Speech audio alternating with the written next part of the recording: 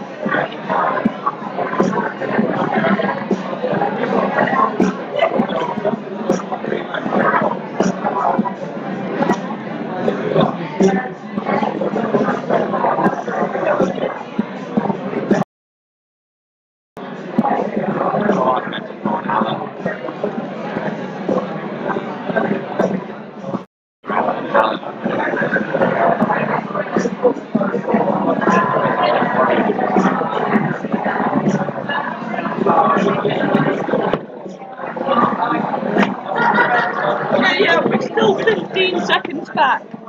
Yeah. Can you speed that up? No. Fine, well at least make the quality better. It's only turning up 720p, but it's worse. No.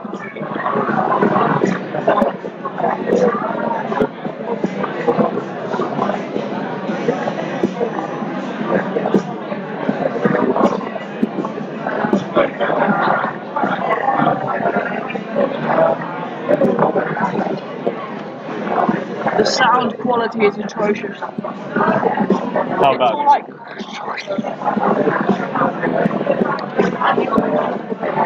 Like unimaginably bad. Oh shit.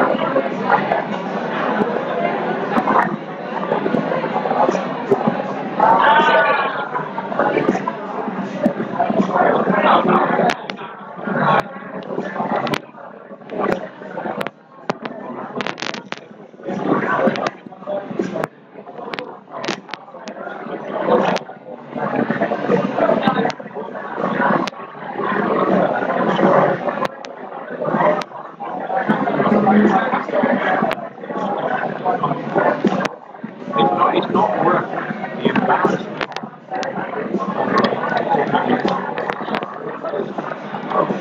Wait.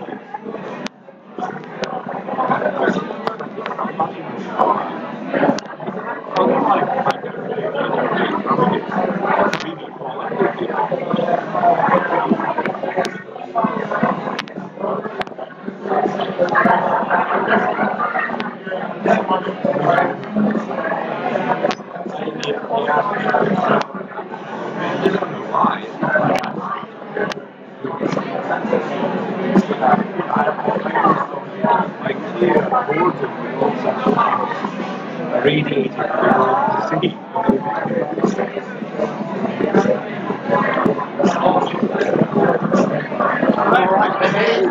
Good evening. Good to see you. Good talk to my dad, Bill. Oh, how do you do, Stuart? How do you do? Good. That's where he inherited the fine Moffat. Well, I took it directly from the cat. Well, I'm all with John. geldik. Bir de VIP masasında oturuyoruz. Bir de bedava şampanya içiyoruz. İçer misin şuradan bir yukarı? Aynen. Ya anne, Allah Allah, şurada bir şey yapmaya çalışıyorum.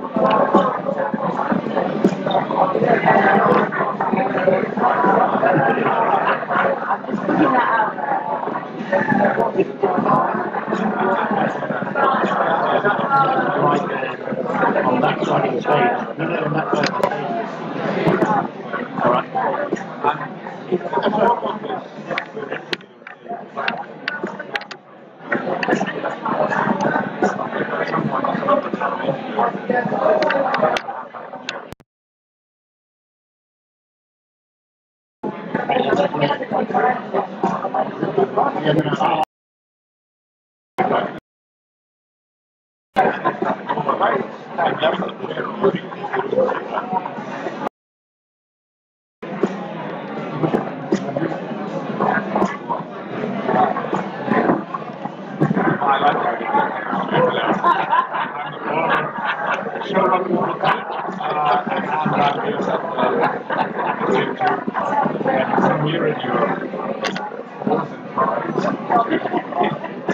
What are you doing?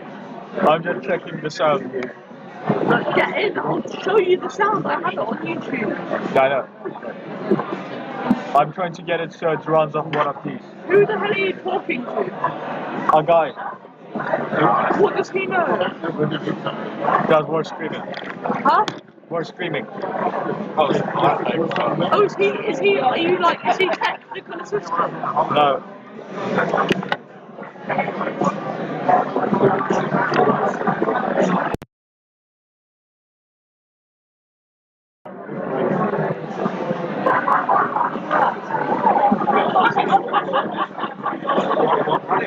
You think it's just me, but I don't think it's You're on the side.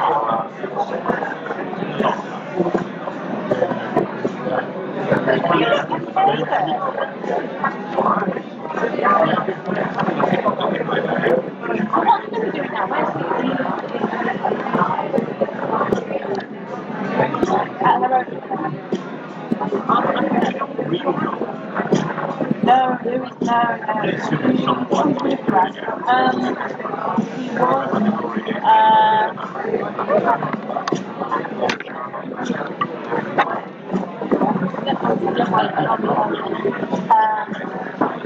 So he was too hard. Then he was outside. And about 2 weeks ago, he engaged. Not everything I hear about it. So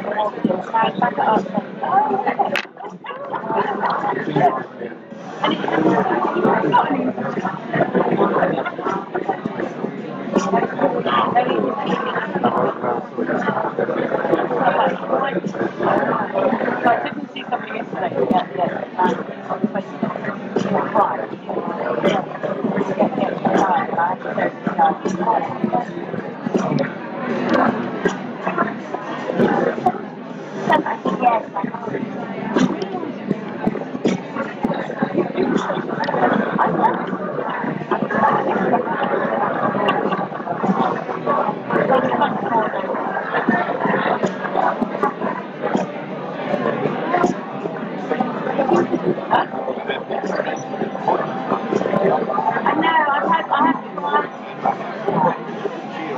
I might stand up.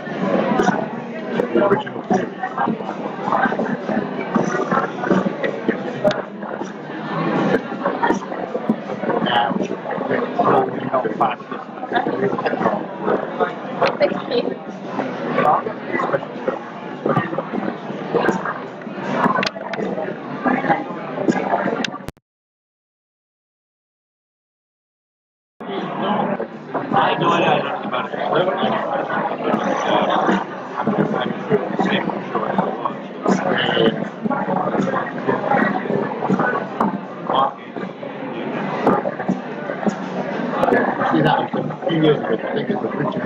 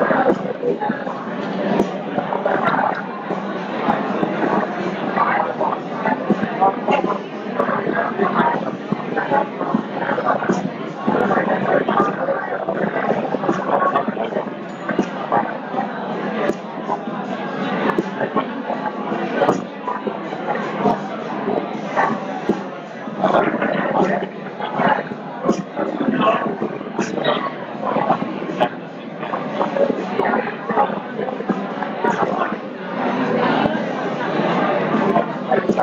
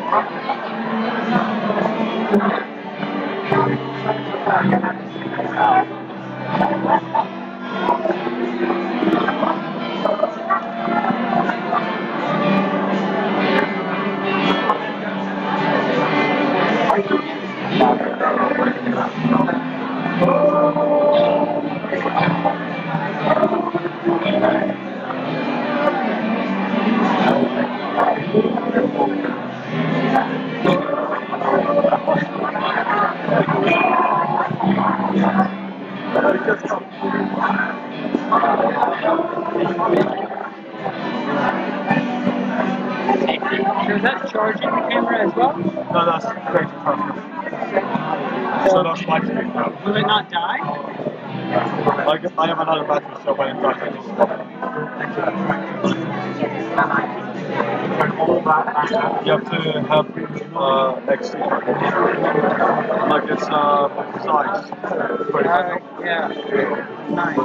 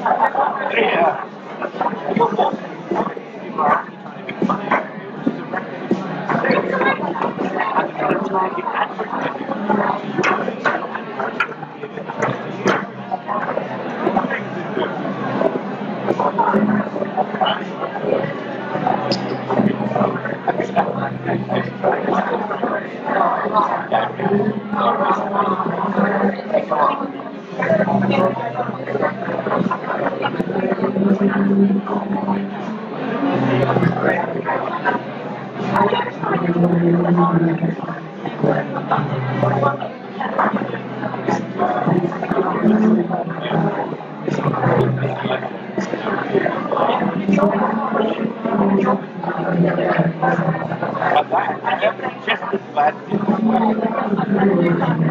Terrible.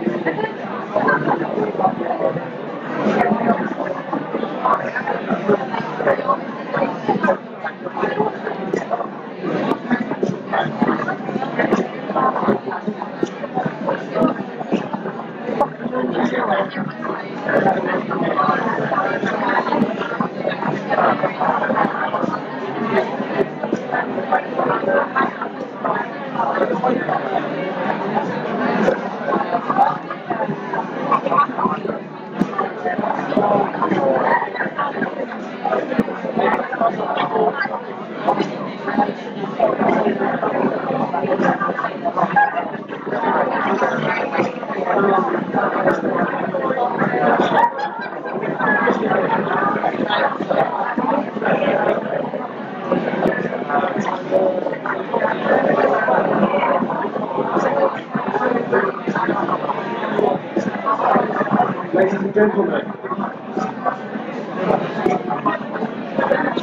and gentlemen, if you could please have a seat and listen. Is it loud?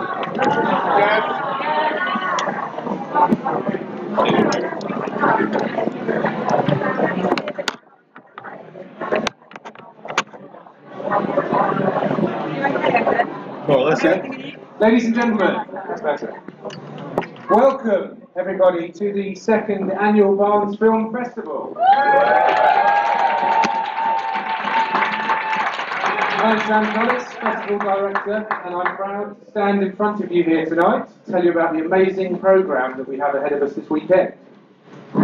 I've worked with some of my most talented students, a crack team, to create a lot of visuals used tonight. You've seen an animation by Jack Waters, I don't know if you came in the room earlier, a fantastic animation that he's been making of Sam Wadham walking around Barnes. Trailers, logos, animations and interviews have been created by many of the talented young ladies and gents of Barnes. Our ethos to get young people actively involved in filmmaking seems to be happening here this evening. We also have a thriving youth filmmaking blog page with contributors from many different age groups. In a first for the Barnes Film Festival, we are live streaming directly on YouTube, so you can give a wave to the camera. It's really important to me that we're providing opportunities for people in Barnes, London and indeed the UK that they perhaps otherwise wouldn't have had. London Film Festival begins next week, and hopefully our young filmmakers will be seeing themselves walk the red carpet one day. One of the most valuable events is tomorrow evening at St Paul's, where we have 80+ students over the age of 16 who have signed up to attend a film networking event where they get the opportunity to meet industry professionals and discuss their potential futures as filmmakers. This event is possible thanks to the hard work of our educational ambassador, Charlotte McLeod, who I think is here this evening, so a round of applause for her, please. I think it's going to be a fantastic event, particularly remarkable as it's at 6:30 PM on a Saturday night, where there'll be probably a similarly large gathering at the Sun Inn around the corner. Those of you who came last year, and I see lots of familiar faces out there, just about past this light, we've got a lot of, we've had a variety of films and workshops last year, but we're growing this year, and we've got far more screenings, we've got far more workshops, that are, most of which have sold out. There are still some available. I urge you to have a look at what's on our programme and come along, try and bring your sons, daughters, friends and family, and we can have a really special event here in Barnes. We have some amazing venues. Obviously we have the OSO, which is fantastic for our launch, but we also have films showing here tomorrow. We have the Olympic Studios, of course. For the first time this year we have some schools as well, so we've got St Paul's and the Herodian that are putting on some screenings for us, and the shortlisted candidates of the film competition. So yeah, as I say, if you haven't familiarised yourself with the programme, then please do on the way out. To highlight some of the screenings that we show over the weekend, we've got a short trailer I'm going to show you now. So this was made by our student Scott Dance, a filmmaking student who's going to university next year.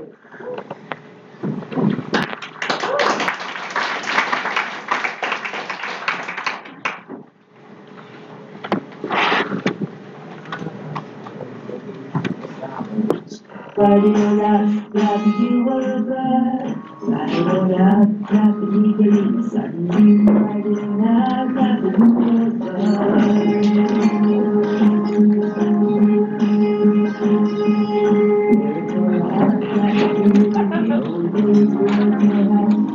touch it down. Ride away, storm at the people of the military. Put your head up, make the people run.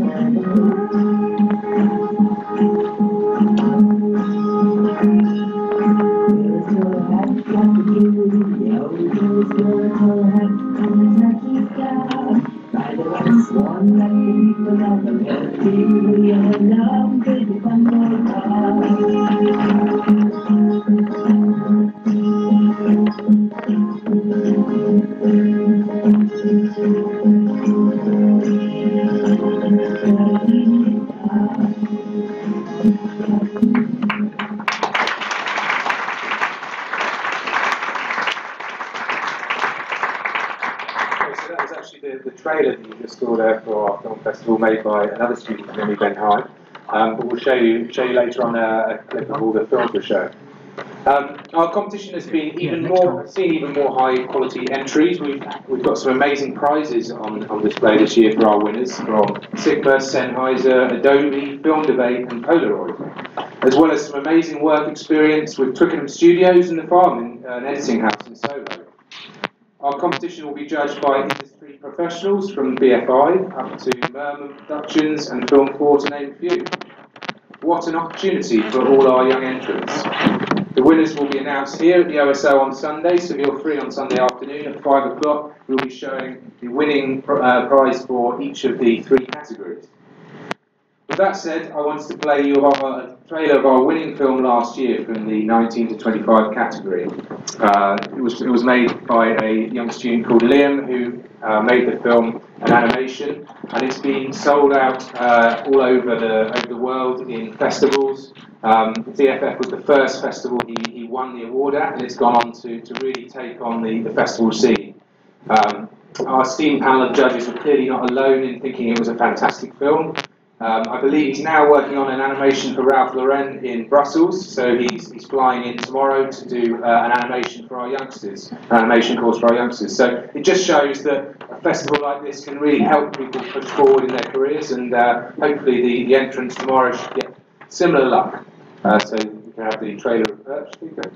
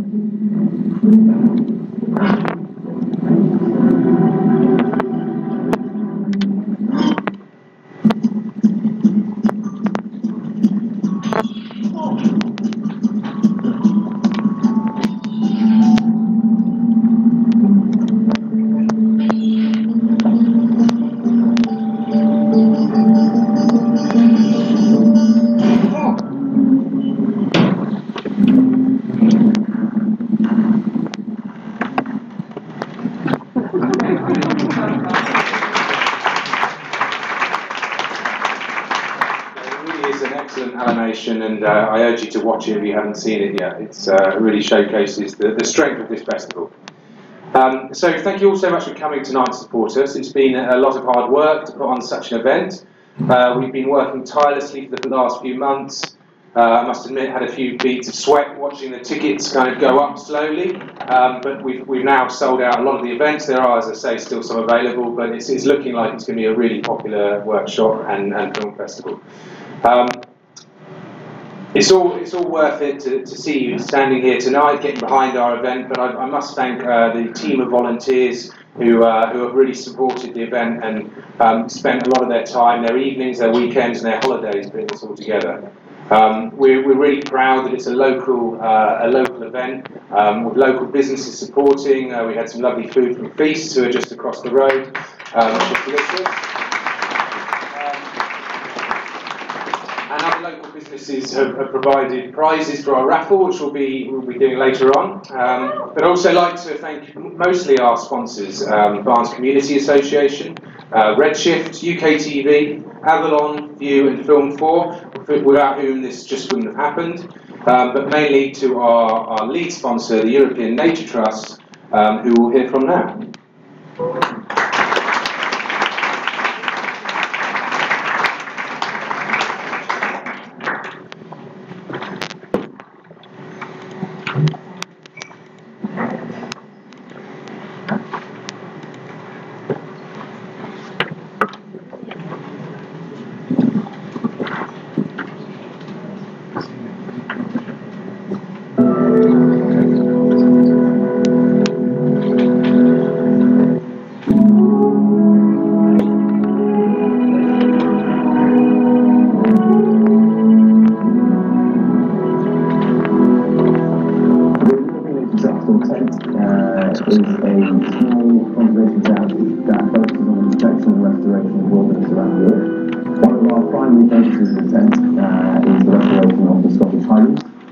in particular at the property called Wilderness Reserve. Allerdale is a 23,000-acre wilderness reserve. The focus here for the last 10 or so years has been education, ecotourism, conservation and land restoration. We attract visitors from all over the world to come and enjoy the highlands and relax and having a space to unwind. On the other side of the reserve, we also have an education program and a focus on the next generation. Our HOWL program, which stands for Highland Outdoor Wilderness Learning, is a expert-led outdoor focused course which gives children from cities, from the local area, a chance to explore and experience Allerdale and all the reserve has to offer. They build skills that they otherwise wouldn't have the chance to do, and kids just absolutely love coming here, getting outside and experiencing everything that Allerdale has to offer.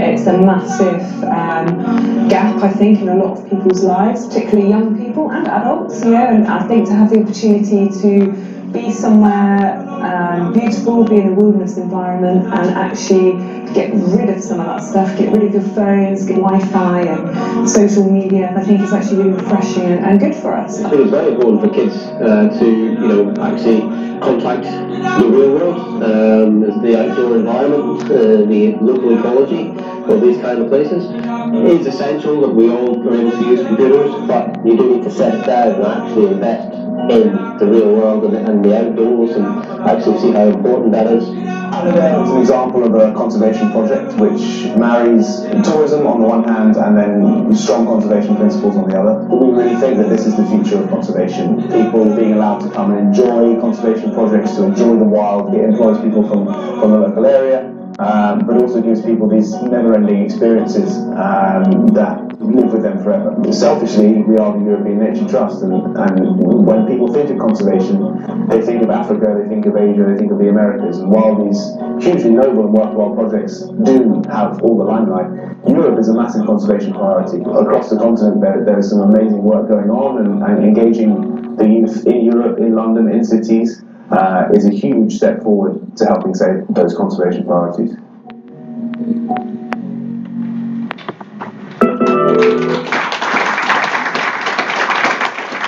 I can speak firsthand, I went there this summer and it really is a fantastic place and they're doing some brilliant things there. So Sam's here this evening. If you get a chance to have a chat with him, he can tell you a bit more about it. We've had a great deal of support from our patrons as well, the fantastically talented Stanley Tucci, George Mackay and Lauren Crosty, who have given up their time to help promote the festival. And we're really excited about having Stephen Moffat and Sue VERTUE here with us this evening, who will be doing a Q&A with us very shortly, at around 8:30, which on my list is now 9:15, but we're a bit late. Before that, I implore everyone here at some point this evening to, as I say, look at the programme and go see a film you might not otherwise have watched. Encourage your children to go to a workshop that challenges them, and spread the word far and wide about what I think could grow and become a really important event UK-wide. But without further ado, I want to pass over to Zach Goldsmith, our local MP, who's going to officially open our festival and say a few words. Thank you very much, Zach.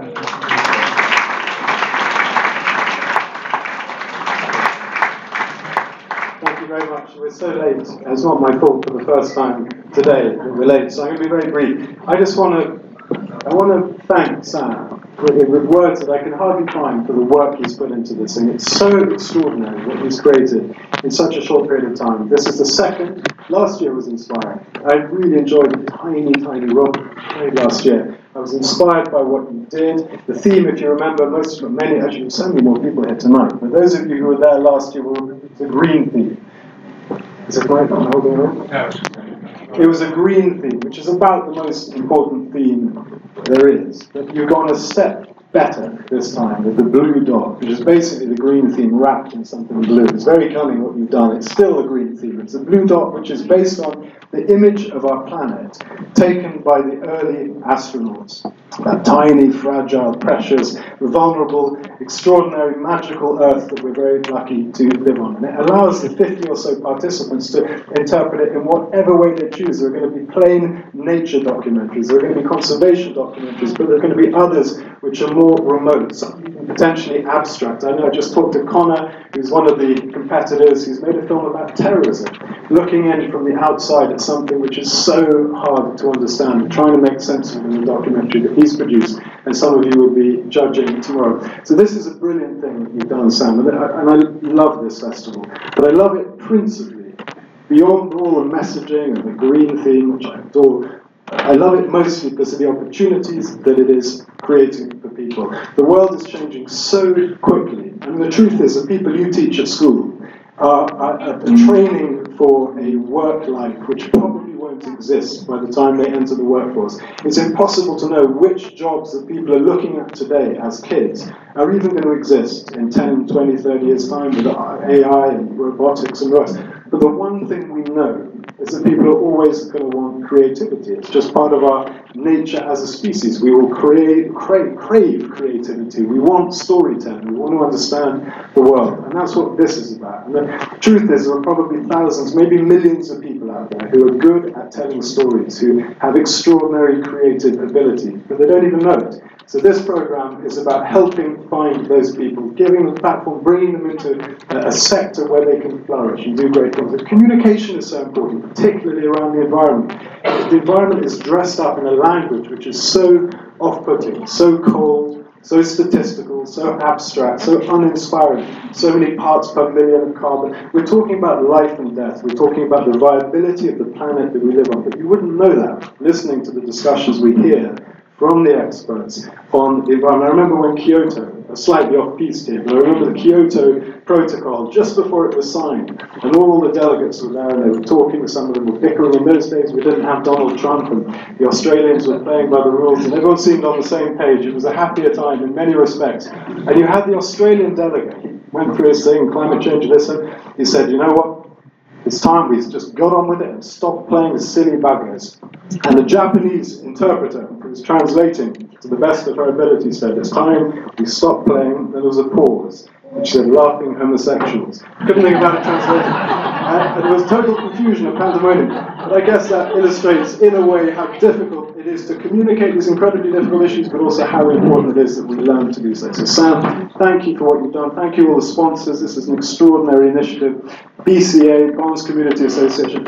What would Barnes be without the BCA? So Emma Robinson is here somewhere. I just saw her earlier. Thank you for what you do for this community. And Sam, thanks for what you're doing for all the people taking part. Thank you.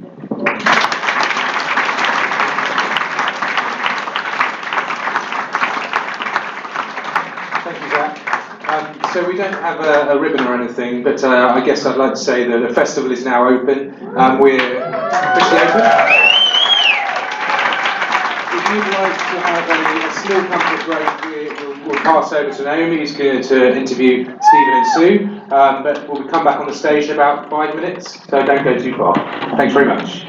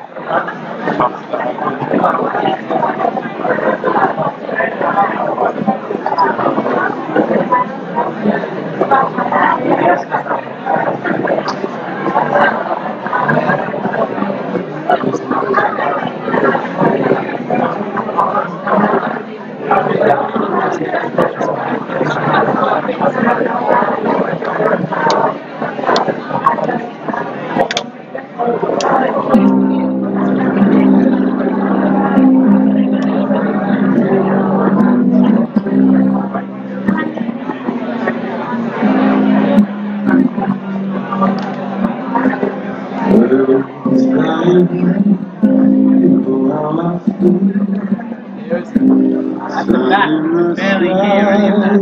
Just sounds like what? From the internet.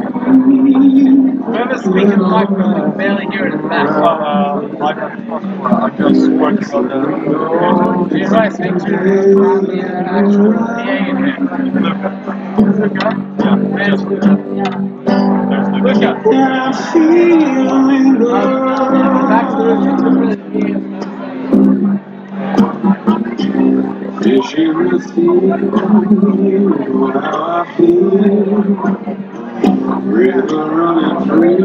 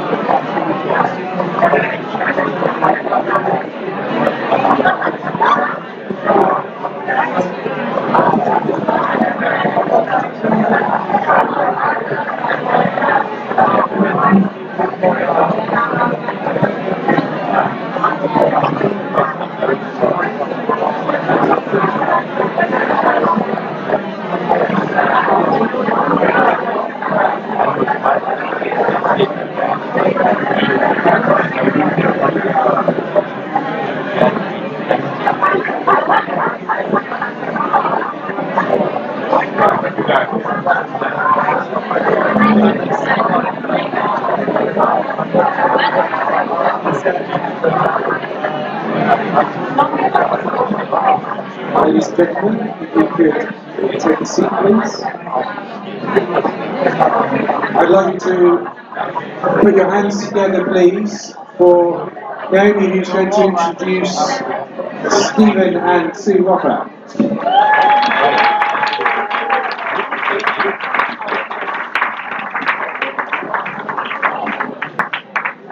Thank you.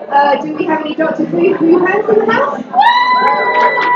Do we have any Sherlock fans in the house? Do we have any fans of champagne and canapé? Alright, well, I would like to welcome to the stage producer Sue VERTUE, who of course is best known for producing the absolute worldwide smash hit Sherlock. She started her career with Mr. Bean in 1991 and has produced a string of shows including The Vicar of Dibley, Gimme Gimme Gimme and Coupling. So please welcome Sue VERTUE.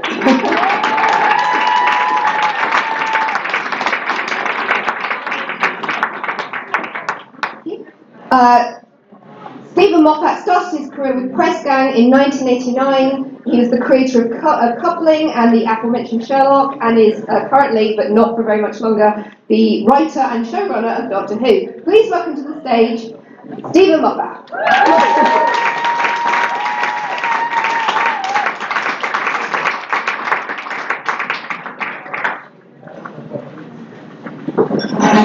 Thank you.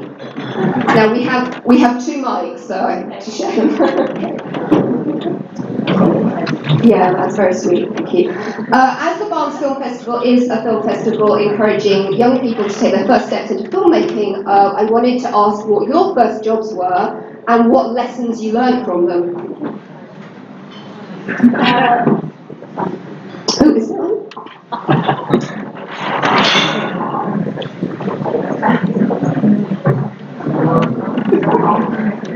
Casually moves it. In TV, my first job was being a runner in a commercials company. So I sort of worked my way up from being a runner to a production assistant, production manager, line producer. That long route up. It's quite a big one. I was a school teacher. That's maybe not as useful, but I was a school teacher for 3 years. And my first job in television is the same job I have now, which is being a writer. There isn't really much of an apprenticeship for writers, so it tends to go that way. But can we just go back to when you were younger and used to make films with your sisters as Sherlock? Right. It sounds much more alarming than it is. I used to make 8mm films. My mum bought me, because she knew I wanted to get into television and all that kind of nonsense and movie making, she got me an 8mm camera and an editor to edit them. So I made a Sherlock Holmes film. I made Hound of the Baskervilles when I was in my teens, with my sister playing Sherlock Holmes. And then that was because it was such a huge success, seen by literally 2 people. I decided on a follow-up where, and here's the crossover you've all been waiting for, where Sherlock Holmes meets Doctor Who, also played by my sister. And those films still exist. They still exist. They're lying on my desk in the house. I have done the Sherlock Holmes Doctor Who crossover, perhaps disappointingly, both played by my sister. Maybe not what you're looking for, but that is where I began. Well, I'd be bunging those on a DVD if I were you. So what lessons, what do you wish you'd known when you were first starting out, being a showrunner of Press Gang, for example? I think it took me about a week to learn that the most remarkable and important and long-lasting lesson of television and film and every single thing you can do as a human being, which is everyone, including you, principally, is sort of an idiot. Right? Yeah, no, I mean you and everybody. I mean you, I mean everybody. You sort of assume that people who work in television or movies are born on a mountainside in a storm after a night of heavy portents. They're not. They're just really ordinary people working very hard. Talent is just what hard work looks like over time. So the most critical lesson is, oh, so disappointingly, you arrive in the promised land, and the promised land is full of just idiots like you. So, 1, it's a relief, because you don't feel more of an idiot than normal. 2, well, you realise it's kind of disappointing, because no one's going to reach down from the heavens and tell you how it's going to work. So we're not going to do that tonight either, because we are officially morons. Once you realise that, you realise it's just about applying yourself, about working incredibly hard and giving people the mistaken impression you know what you're doing. Nobody has ever known what they were doing. Literally the only person who thinks they know what they're doing in the whole world is Donald Trump, and look how that's working out for us. That's true, I have no idea what I'm doing now. I'm going to ask a fun question now. What's the most fun or the funniest thing that's ever happened on set for both?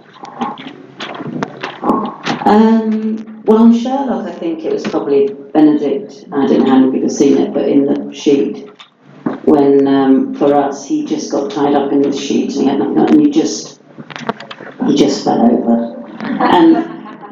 And whereas we really should have been looking after our star and going, is you all right? Actually, nobody could move because we just thought it was the funniest thing we'd ever seen. I think it was fun. Actually, that is the only funny thing that's ever happened in behind-the-scenes stuff in television. But the best thing about it was, because Benedict was wrapped in this sheet like a Roman senator, and he couldn't protect himself as he fell. So Benedict Cumberbatch, possessor of the most important and gorgeous face in cinema, fell like a tree onto his nose. Sherlock Holmes' nose really matters, and he fell right on it. But the best thing wasn't that. It was the reaction of his 2 close friends, Mark Gatiss and Martin Freeman, who you'd have thought might have said, "Are you all right? Are you okay? Can we help you up?" They didn't, they just both went. So that is the only funny thing that's ever happened behind the scenes in television. Everything else, I can assure you, is just boring. I think the thing is, it is a question that's asked quite often, but actually, you've got 11-hour days, you've got too many pages to shoot in a day. So there's a certain amount of time you can laugh at the fact somebody gets the lines wrong or something goes wrong, and after that you just, no, we really need to get this done. So it's a full-on day. Really.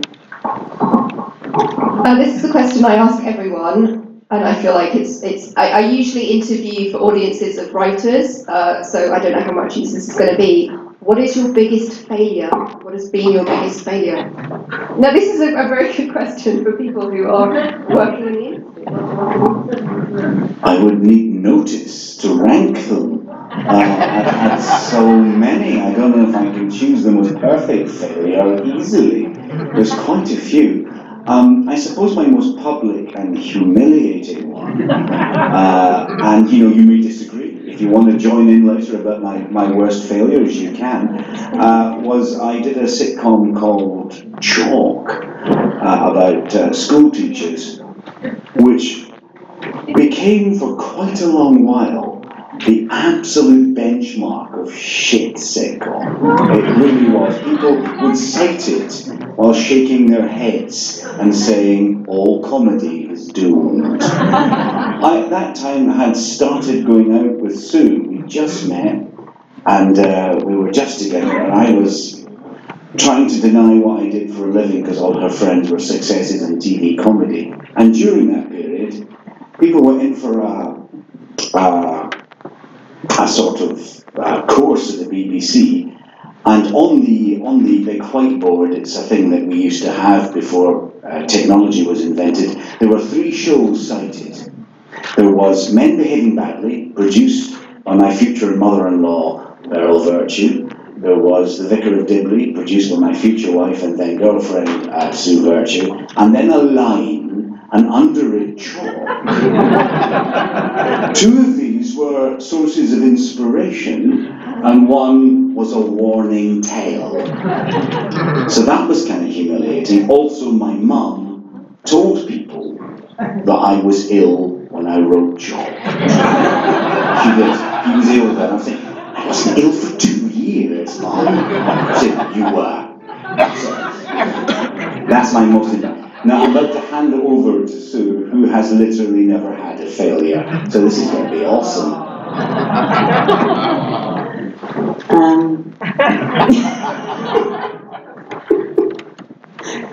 You don't have a failure? No. It's fine. Well,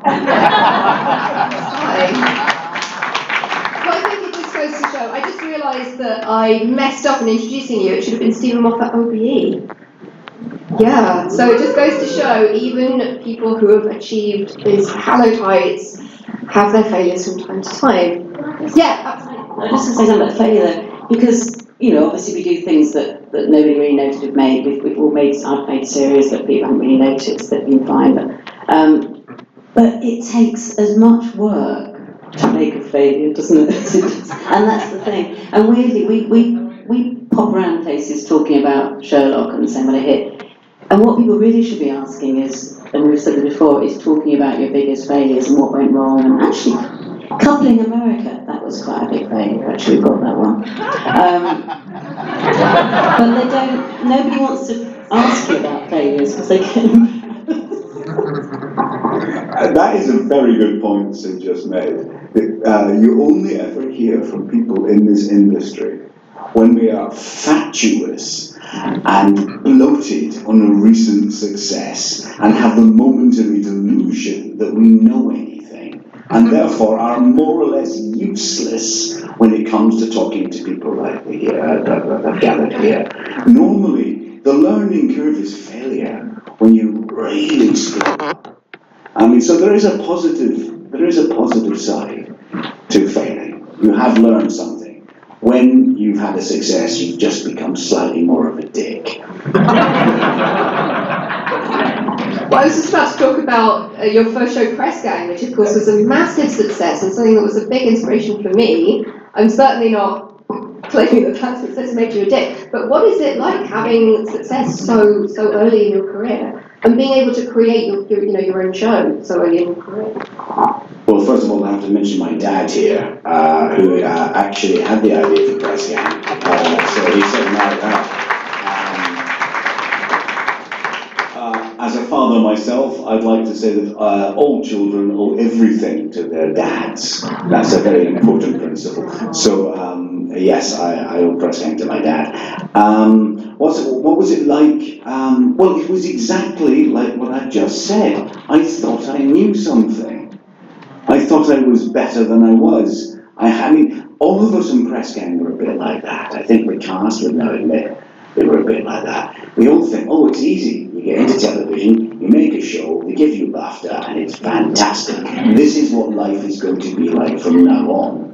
And then somewhere in the glacial universe, God goes, let me show you what else I can do. And I think an early success, while lovely, does give you an inflated opinion of yourself, and nothing is more destructive than an inflated opinion of yourself. You're just lucky, and if you work hard, people might not find out what an idiot you are. It is genuinely the only way you should think about any working day of your life. Great words of wisdom. All right, we've had some internet submitted questions, which I probably no, don't worry, I mentioned the Hilton. We have a question from a Rachel who wants to know.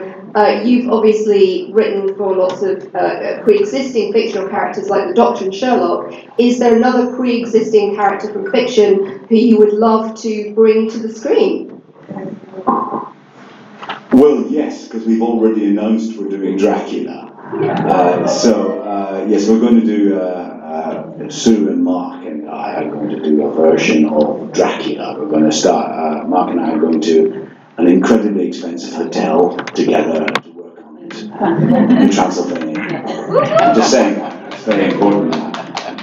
This is on YouTube, darling, you can't get out of it. And we're going to start work on a new version of Dracula. The last thing we thought we would do would be to disinter yet another Victorian flavoured favourite. But then we started, as a joke, we started saying, oh, what would we do with Dracula? And then we realised we kind of knew exactly what to do with Dracula. And so we thought, oh, so we have to do that. So we're going to do that. Yeah, that one. Sorry, Rachel. It's the obvious answer. I was going to suggest Biggles. I feel like the time is right for a Biggles TV series. Yeah, with some support from you. What would you do with Biggles? Homoerotic subtext is in the text. That's true. It is. Yeah. Have not. All right, we have another question, which is just from Twitter. If you were only allowed to make one more TV show in your whole life, one more project, what would it be? What's the one project you want to do? I'll tell you what I think Stephen's would be. Columbo.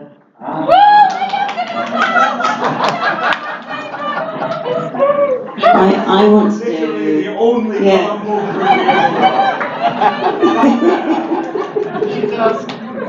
And I want to do a Western. Yeah, fancy Columbo. I mean, not actually fancy Columbo. No, that really wouldn't work. As a clash of genres, him saying just one more thing during a gunfight is not going to work. Yeah, so that one. Well, talking about crossing genres or crossing mediums, you mentioned earlier that you were writing a play, and we agreed to save this question for when we're on stage. Please, Stephen Moffat, tell me about your writing play. Okay, the reality is, in a way, it's kind of an exercise, because Sherlock's not happening for the moment. It may happen in the future, and I've obviously stopped doing Doctor Who. And Chris Chibnall is taking it on to Future Brilliance with Jodie Whittaker. So I just wanted to try writing something that I didn't have a clue about. Now, many people would say that summed up my career to date, but I wanted to write something where I couldn't use any of my normal bag of tricks.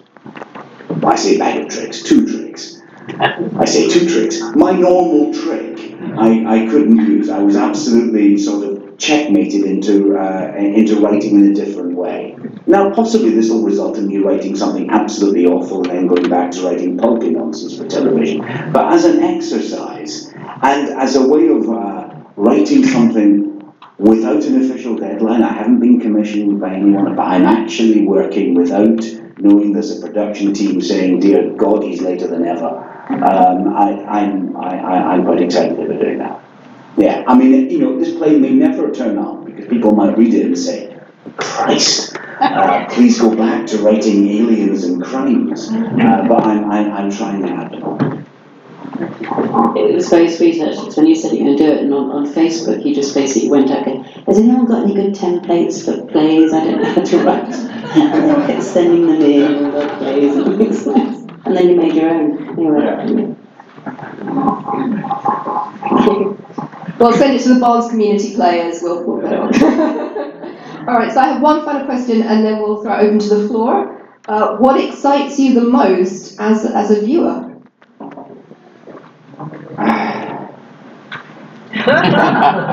I can never remember. What are we liking at the moment? We're liking Dr. Foster and Ozark we're liking, Tin Star.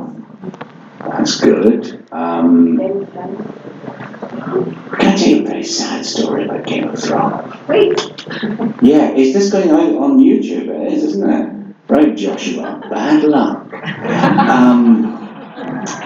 We had watched Game of Thrones for a while, and we got, I think, halfway through the third series, and we sort of stopped. Because I got frustrated by the amount of time it took anybody to get anywhere in Westeros. I was thinking, dear God, if they just had the underground, the show would go much faster. And that blonde lady with the dragons, she's clearly in a different show. The rest of them are on an island, and she's on holiday in Ibiza or something. What's going on? So, and we sort of fell off it. And then our son Joshua said, I've watched all of Game of Thrones to date. That was up to Series 6, and I'd like to watch Series 7 with you. So could you catch up? And of course we did. We binged. 3 episodes a night of very slow travel around an imaginary country, and we got there. And we were really quite into it by then, because he really stepped up his game. It was great. We were loving it. And it came time, and then Joshua said to us, could you be out on Sunday night? And we said, why? He said, I want to have some of my friends round to watch Game of Thrones. We were out of the party. We were rejected from the party. Joshua. Yeah, I know it's moving, isn't it? It's a very sad story. Alright, thank you. I'm not quite sure how this is going to work if we have like a roaming microphone.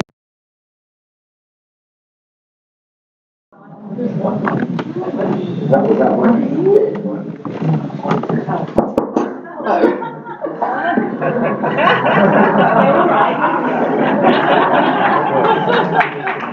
Yeah, so stick your hand up if you've got a question. Oh, please. Oh, dear God. If you don't have to. Yeah. Come on. I will pick people.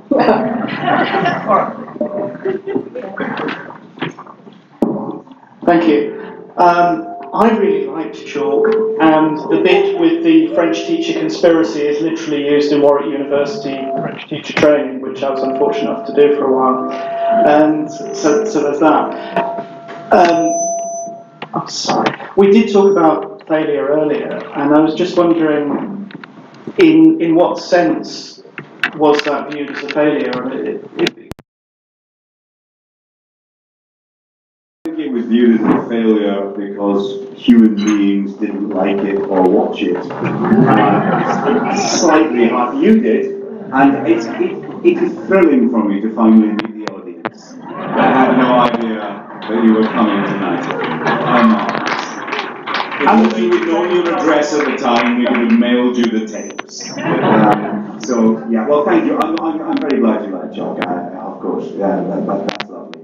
It was, generally speaking, it got the worst reviews I've ever read, including the best joke I've ever seen in a bad review. The best joke ever. In fact, the best joke is associated with Chalk, and it was this. Now, Chalk was a rather poor sitcom about a school. Not the fault of the cast, the fault of the writer. And it resembled, in certain respects, rather bravely, Fawlty Towers, which is, of course, the best sitcom ever written. If you want to write a bad sitcom, my advice is don't make it superficially resemble Fawlty Towers. there followed this review, which hideously and precisely and sadistically compared Chalk's failings with Fawlty Towers' triumphs. But here was the headline. The headline, the best joke ever to do with this show. The headline was Chalk and Cleese. That is awesome. Yes, please all applaud my worst ever review. That's absolutely fine. Okay, do we have any other questions? Please. I've been looking for the roaming mic. Hi. How did you both get into comedy? What was your route kind of into the writing world? Especially, sorry, I can't. As a woman, how did you find that in the comedy sector? That's me. That's you. Actually, my mum's always been an actor. She was an agent then, she was a producer. And, but strangely, growing up in that industry, you sort of think, I might go and do something else. I think you get used to a world, and you think it feels, I know it sounds weird, but too normal, so I wanted to go and do something else. I was going to go and work in the city, actually. And then I realised that was more boring, and actually TV was quite exciting. But I think you just have to keep watching people. I just worked with some very good producers, and I had to just keep watching them, listening and listen to their phone calls, and just talking to every person you find, and just trying to work with the best people. I think it's sometimes if you don't know what you're doing, there's two ways to go. You can either not let you just pretend you know what you're doing and try and get people working around you that know less than you. Or I think the safer thing, what I've always done, is just find the best people to work with you and make sure that everyone knows more than you, and then you just learn from them somehow.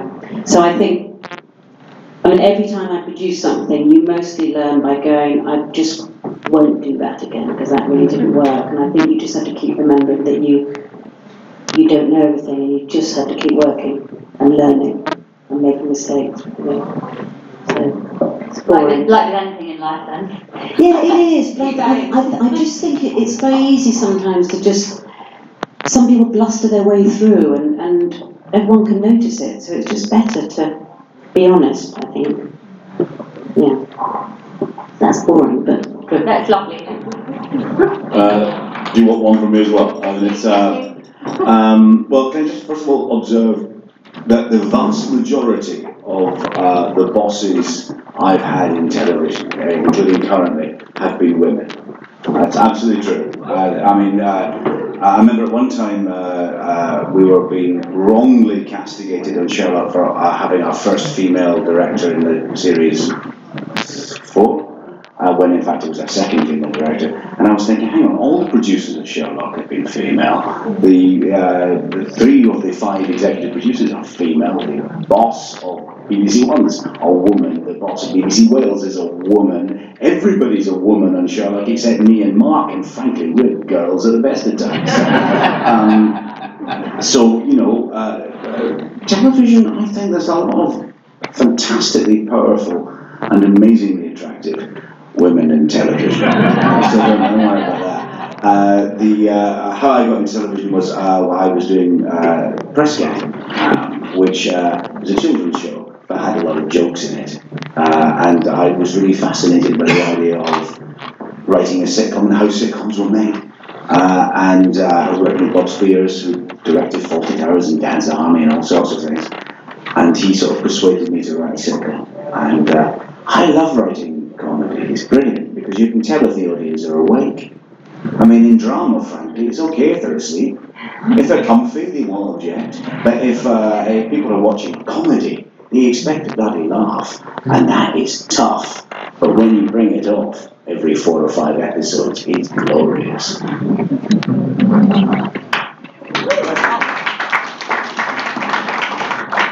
You're not getting away with it, mate. I saw your hand faltered up. You're bloody asking a question. Oh no, you're asking a question next. Yeah. Okay. No, you understand that.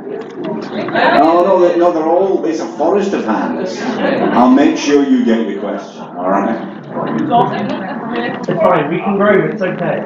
All right. any shows that you've created? I'm sorry. Are there any shows you've created a concept for, but then hit a wall and not being able to bring it to screen? You would now love to be able to revisit now that you have better ideas for them, or found that you could push it in certain ways? Yeah, there was one actually at the time of when we got offered the Doctor Who job, and Mark and I were working on the Sherlock pilot.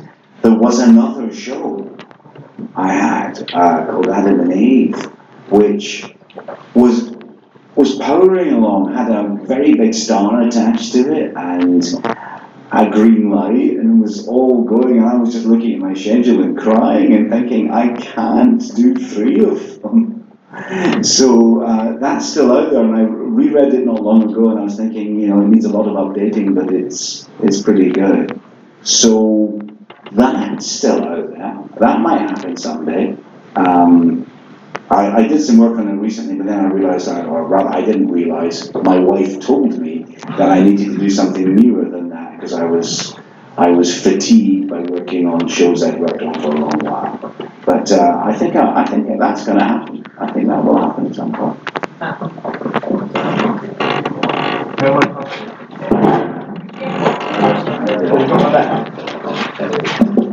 You're next. Okay. US shows tend to be written by teams of writers. I was wondering how is it usually the case with British television that it's one writer writes the whole series, and how does one writer control creatively an entire series? Well, that's not true. Actually, Doctor Who's got a big team of writers on it. We don't tend to do, but then dramas don't tend to be written around a table. It tends to be comedies, and even comedies are punched up with extra gags around the table. Writing, I regret to say, the fundamental serious part of the process will always be solitary and miserable and insanity-inducing. Yeah, then you go in and see all your friends and hopefully make it a bit better. But no, there are writing teams in Britain, absolutely there. There's become a myth that we don't have writing teams in this country. How do you think they make EastEnders? How do you think they do Coronation Street? How do you think Holby and Casualty work? How do you think Doctor Who works? Of course we have shows with big teams. There is a tendency, that is where the expression showrunner comes from. Because what is a showrunner? The showrunner is the executive producer and the head writer. That's the person who is one of the executive producers, but that means with massive control over the show, but whose particular responsibility is delivering the scripts, making sure a script hopefully never leaves his or her desk without being excellent. So that's just which yes, it largely means executive producer plus glorified rewrite man, because an awful lot of what you see on a team-written show, an awful lot of what you hear and what you watch is actually written by one person, and that's the showrunner. That's the truth. That's the way it goes. We don't quite admit to it, but that's how it really works. I think I agree with that. There is a slight thing in America. They also have a lot more money, so. Quite often they will have a table where they'll sort of break stories and things like that, which they do a bit here in soaps, but not the big. We don't have the same budgets there at all, really. And they're trying it a bit now, but I don't know how well it's going to work. Really, they're getting a lot more sort of newer writers doing big tables for a few days to see what comes out of it. But I'm not trying all that.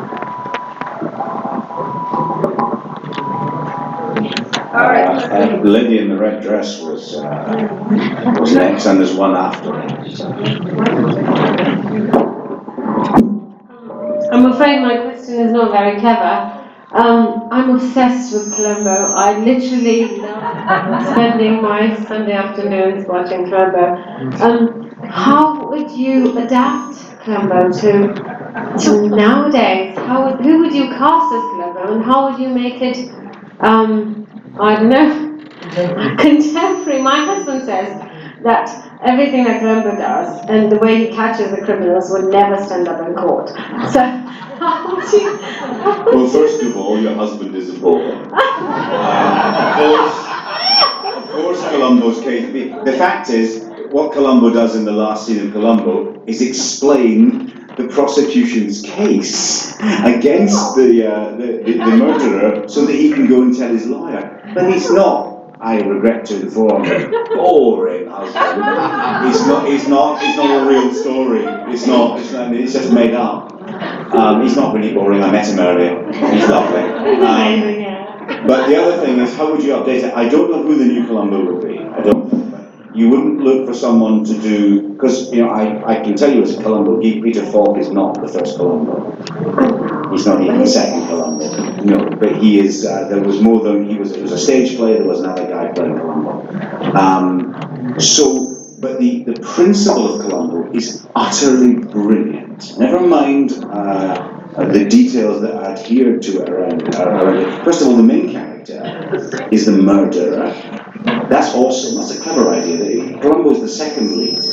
And you see the cleverest murderer of all time for 20 minutes, which contains a massive mistake that you haven't noticed yet.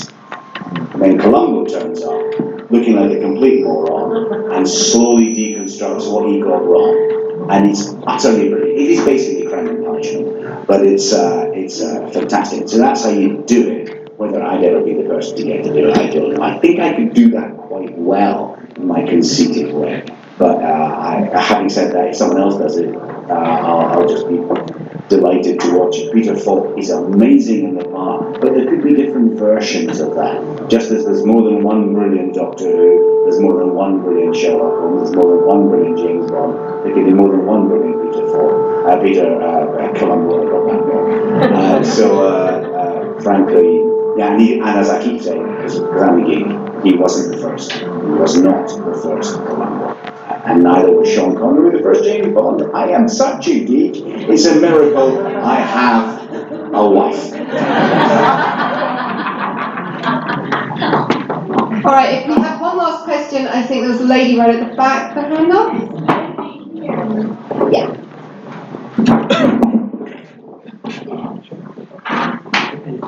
Thank you. A question for Sue. A couple of weeks ago, we had the two Andys, Andy Harris from Barnes at the RTS, and then Andy Wilson, and these two representing a few $100 million with the new Top Gear and, of course, the Crown. And I just wondered whether in television, do we worry about audiences going to the OTT platforms and the money going to the OTT platforms, or is it just a golden age we're going into, just a lot more money being spent on content, or will we see that money coming out in the future of the Channel 4s and the ITVs who depend on their ad revenues all being sucked away?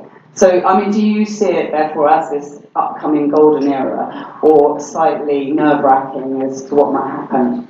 I think it's not nerve-wracking for us as an independent production company. I think the broadcasters have got quite a tough time ahead of them. But I think we need all of them. We need a strong BBC. I think it's tough for them to find the money. They've got to find a way to balance it with the Netflix and the Amazons. And I think as producers, I mean, obviously we're all talking to Netflix, Amazon, probably Apple now and Facebook. But I think we have to be sensible and work out, not be over greedy, I think, and make sure that we can get a sensible deal and make sure everyone survives. So 10 years down the road, I want to make sure that there was still a good BBC. I think we have to somehow make sure that happens, I think. Yeah, they've got a tough time. I don't quite know how they do it. They just have to work out what rights they need, what rights they don't need. Don't cling on to things that you don't need. I think is probably the answer to that. And there's a lot of money out there. That is the thing. But also that creates inflation. Everything becomes more expensive. So it's good and bad. I think it's exciting. I think things are getting made. The opportunities are there. Drama, I think, hasn't had a better time. Comedy's having quite a hard time, so I think I'm going to put more time into comedy because I think that'll become it'll come back again, I think, especially at the moment everyone wants to have a good laugh, so it'll have a good time, I think, soon. It's hard to finance at the moment, comedy. Well, thank you very much. I think that's all we've got time for. So thank you for your questions. Thank you very much, Sue and Stephen. Everyone, please give a big round of applause.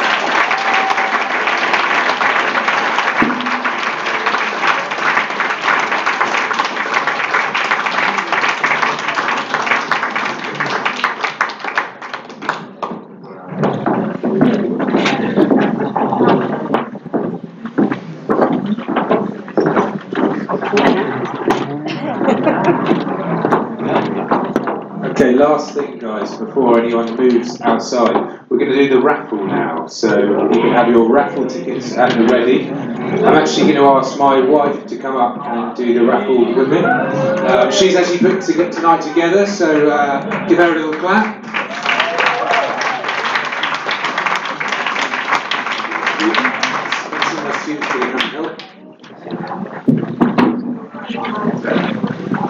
Great, thanks everybody. So I've got some very glamorous assistants. So do you want to call the first number? We've got some 5 prizes, all from local businesses. So we've got a blow dry from Glam Blow. We've got a gents or kids haircut from a local barber on High Street, Barnes Village Barber. And we've got a voucher from B London Boutique. We've got a lovely hydrangea plant from the Sun in Flowers across the road, and we've got a bag from a local company, Richmond-based company, Hermosa London. So, some nice prizes. Let's get the points up. First number is 39.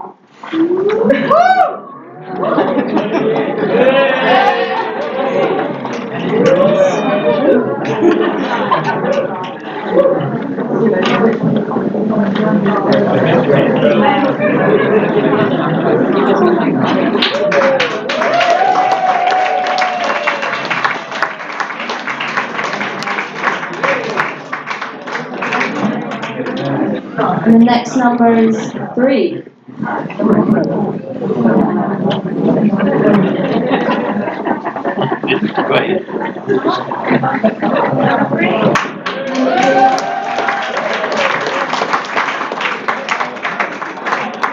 And the next one is 50.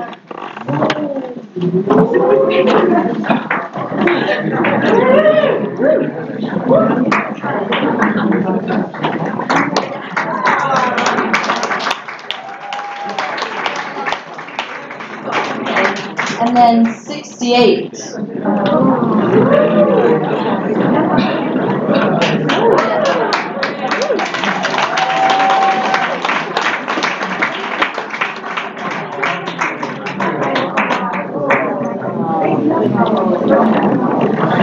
And the final number is 4.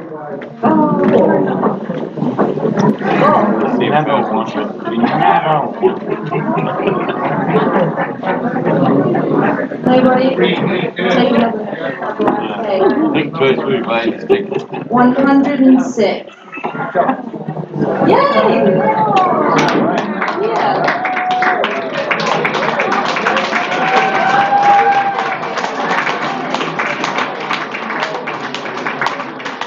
Thanks everybody, go and enjoy another drink. I think there is a little bit more money left behind the bar.